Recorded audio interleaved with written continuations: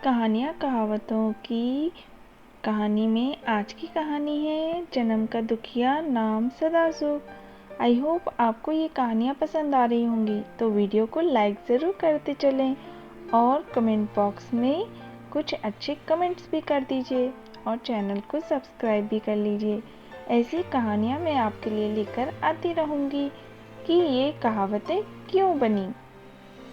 तो आज की कहानी शुरू करते हैं। एक गरीब परिवार में लड़के का जन्म हुआ। उसका नाम सदासुख रखा गया। जब वह लगभग 12 वर्ष का हुआ, उसके पिता की मृत्यु हो गई। उसके 2 छोटे भाई और बहन थी। हंसता खेलता बालक घर का मुखिया बन गया था। उसकी माँ ने उसे मजदूरी का काम करने भेजना शुरू कर दिया था। शुरू में उसे कम पैसे मिलते थे। उन्हीं पैसों से उसके घर का गुजारा चलता। जैसे जैसे समय बीतता गया वह बड़ा होता गया। वह रात दिन अधिक पैसा कमाने के बारे में सोचता रहता। शरीर का दुबला पतला सदासुख मेहनत करने में जी नहीं चुराता था। घर के खर्चे की चिंता हमेशा उसे सताए जा रही थी। अब सबसे अधिक चिंता उसे अपनी बहन की होने लगी थी, क्योंकि वह विवाह योग्य हो गई थी। उसकी माँ कहती थी, बेटा तू विवाह के लायक हो गया है, पहले तू विवाह कर ले। लेकिन वह कहता रहता, मेरे विवाह के बाद घर के खर्चे चलाना मुश्किल हो जाएगा, इसलिए मैं विवाह नहीं करूँगा।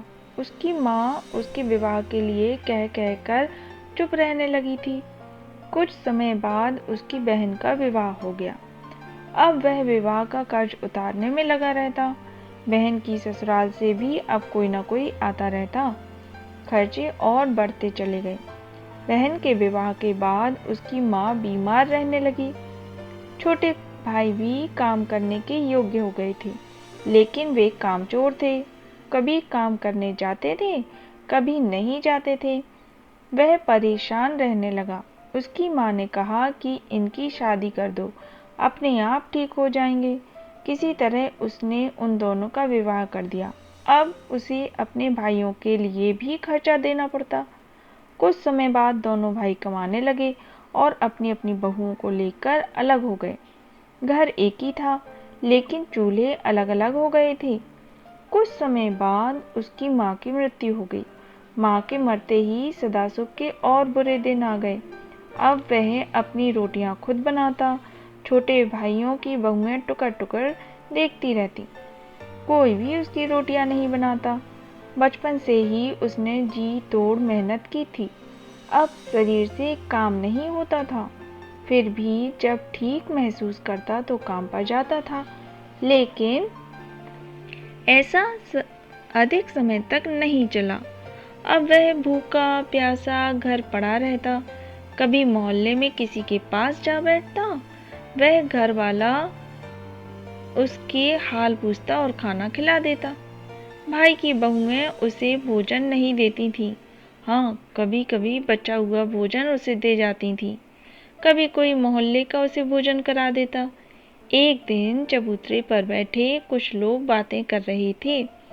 उसी समय उन्हें सदासुख आता दिखाई दिया। सबकी नजरें उसकी ओर चली गईं। उसे देखकर चबूतरे पर बैठा एक आदमी बोल उठा, देखो काका, जन्म का दुखिया, नाम सदासुख। वहां बैठे लोगों ने कहा कि हाँ भैया, ठीक कहते हो। तो कमेंट बॉक्स में ज़रूर से ज़रूर बताइएगा कि आज की कहानी आपको कैसी लगी। तो आपको पता चला कि कहावत जन्म का दुखिया नाम सदासुख, ये कहावत कैसे बनी। तो सब्सक्राइब करना बिल्कुल भी मत भूलिएगा मेरे चैनल को। Please subscribe my YouTube channel. Thanks for listening.